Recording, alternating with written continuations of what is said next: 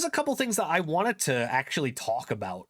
This card right here, Isolde Two Tails of the Noble Knights. In my opinion, this has been legal for too long. I wanted to highlight this specifically. I think there's a subtle thread that's been kind of happening over the last like few years or so, which I believe is evidence for. I know this isn't gonna be like the biggest hot take ever, but I believe this is evidence for the fact that the initial Master Rule 4 was a complete mistake. Here is my reasoning for that. And it's no surprise, it's no secret rather, that when Master Rule 4 was implemented, a lot of people just stopped playing the game. Especially in Japan, a lot of like hobby stores around that time reported so much fewer Yu-Gi-Oh players because of the Master Rule 4 change. As a like knee-jerk reaction to this, Konami released the Link Vrains pack, and there was 3 in total of these. I think specifically Link Vrains pack 1 was a huge mistake. Here's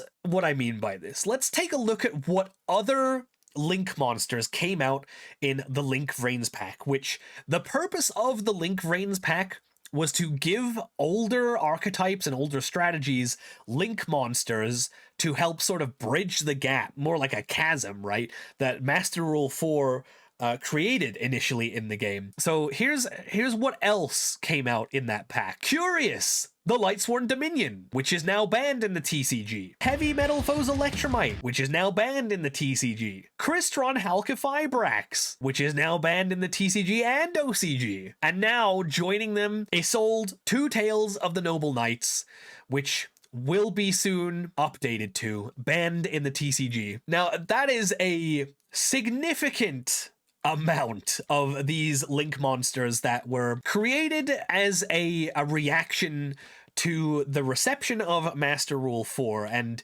it's very clear that a good few of them were maybe slightly overtuned.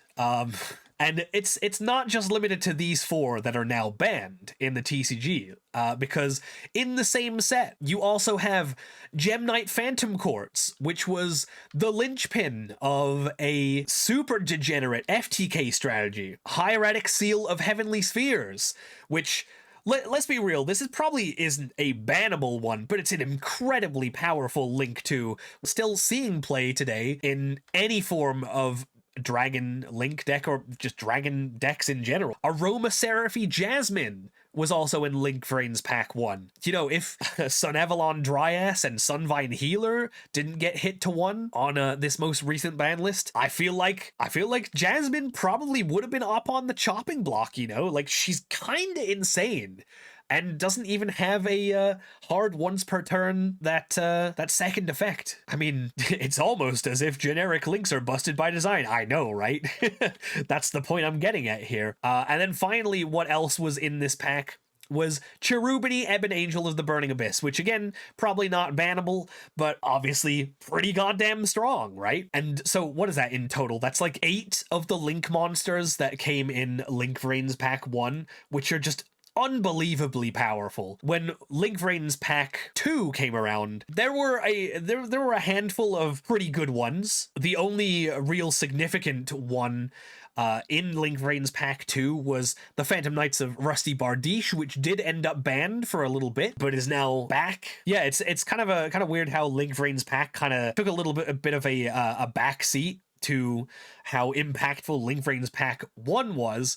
But then if we take a look at Link Vrains pack 3, in fact, oh, look at that, Union Carrier was in this one. Oh, Simorgh Bird of Sovereignty.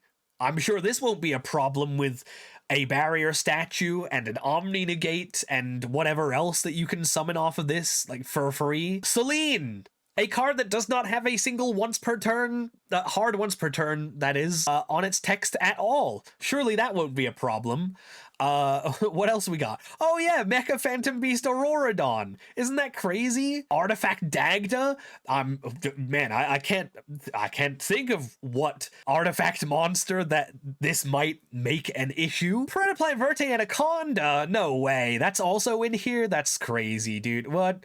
Just a little snake? What's that gonna do? That's like half of them out of this pack. I think this really just paints a picture of how Master Rule 4 from the get-go was just a little bit of a mistake. Like, can you imagine what it would have been like if they just made Master Rule 4 with the revision that came out a little bit later on from the get? They would never have needed to do all of this. And I feel like, you know, when people say like, oh, X thing ruined Yu-Gi-Oh! Like a lot of the time that's like just whining and just kind of bullshit. When you say Master Rule 4 kind of ruined Yu-Gi-Oh! For a little bit, I'm kind of inclined to agree.